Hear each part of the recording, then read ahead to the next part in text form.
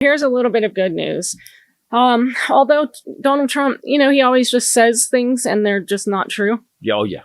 He literally said, do you know every single person I've endorsed has won? I can't think of anyone who hasn't. If I endorse you, you win. With the Republican Party, it's like 399 and 0. Think of that. Direct quote. So I will tell you, in June, in Iowa's gubernatorial race, we haven't even gotten to the midterms yet, he backed Randy Feenstra. Lost. 2 weeks later, he endorsed Lieutenant Governor Burt Jones in Georgia's primary for governor. Lost. This is my favorite, though. I just wanted to give you guys my favorite news moment of the week. He backed the guy in Michigan that was a former federal law enforcement officer. It was for Michigan's 8th congressional district. The guy that he backed lost to the guy who suspended his campaign in early July.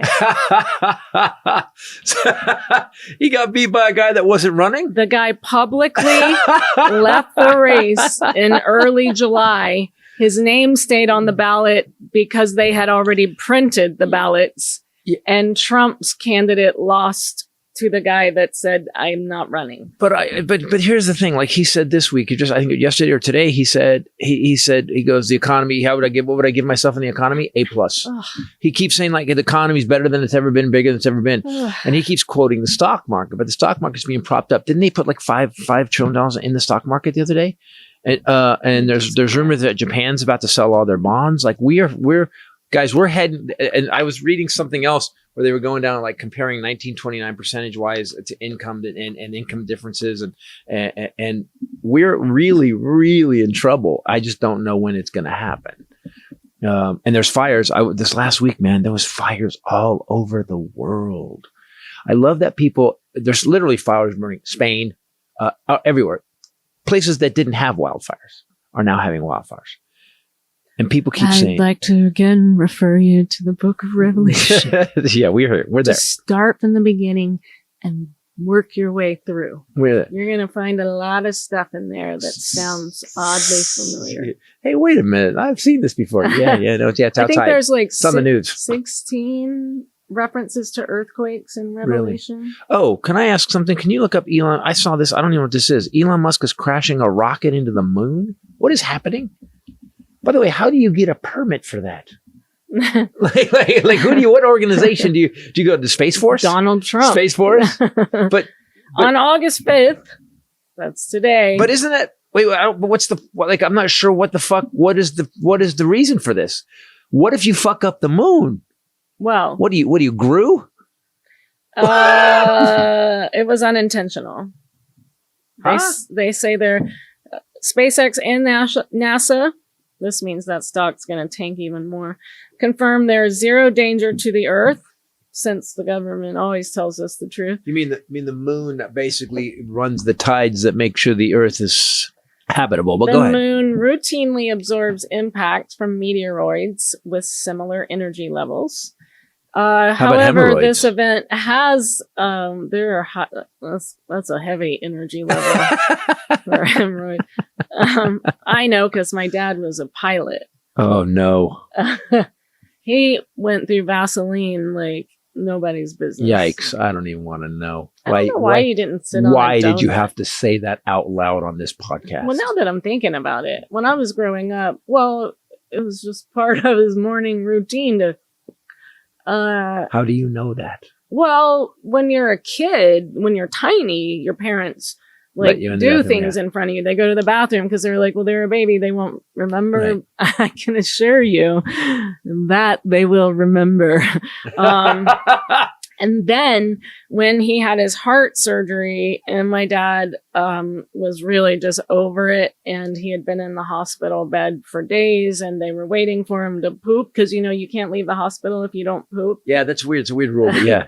It's weird because they follow you and they want to see it, and it's like a whole thing. And also, you pooped yet? That's a weird thing to ask. He was not having it. I feel like a Yorkie. My dad's a big pooper from way back.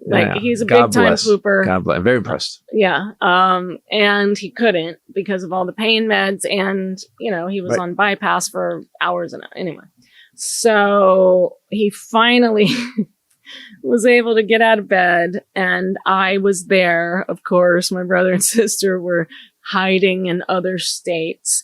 And I remember... Unreachable, if I remember. He wouldn't pick up the phone. My dad shuffled over in his hospital gown to his toiletry kit that had been sitting out of reach for days and pulled out the Vaseline. And I mean, I'm, an adult now, and I remember he was so over it, he just goes, "Look out." and it went. So all that to say, Elon Musk crashed a rocket into the moon. Yeah, I do not know how we got from meteoroids to hemorrhoids, but God bless. It was SpaceX Falcon 9, the discarded upper stage. It slammed into the moon at 5,400 miles per hour. It already did. It occurred near the Einstein crater on the sunlit western limb of the lunar surface.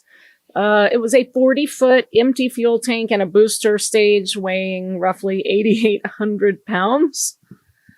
Okay, Wow. so not enough to really screw the moon up. See, I thought that sounded terrible. It was left behind in a January 2025 launch that carried 2 private lunar landers. 8,800 pounds is like two Cadillac Escalades slamming into the moon. Oh. Yeah. Okay. Well, it did its job, and it was left in high orbit where a mix of solar gravity and gravity gradually pulled it into the moon. No cameras caught the crash, but the European Southern Observatory's Very Large Telescope, that's the name of it. That's all caps. Like how pragmatic. Sounds like Dr. Evil named it. Yeah. It's in Chile. Very Large Telescope. Exactly. What are you calling it? We're calling it the Very Large Telescope. It detected the crash and confirmed the impact. So we don't have video of it. It did carve out a new lunar crater, roughly 60 feet wide and 12 feet deep, though. So that's pretty big impact. So the moon now needs surfacing. Because I'm a doctor. It's in resurfacing. We also have something else with the reflecting pool. So I have to say something. I'm not a fan of this woman. Never have been. I think she's a bomb thrower, and she's crazy, and she has this annoying voice when you get. But Janine Pirro, basically, I call her Winebox. Winebox. So Winebox with an H, by the way. Did you joke. know wine has an H in it? Oh my God! There's 2 wines. Do you know whole also has a W? Fucking you just genius. Donald Trumped my joke. I'm sorry. You explain the joke. Yeah, with an H. Ha ha. Man. You did. Well, you did. At the correspondence. Oh my God. He's killing comedy. He's actually giving us a new. Well, you had a bad night last night, I'll let it go. Oh God. Yeah. Or good, depending on how it ended up. it. It ended up. Listen, man. I have 40 years of comedy experience. I pulled out of it, but it was in my top 5 horrible things that happened on stage.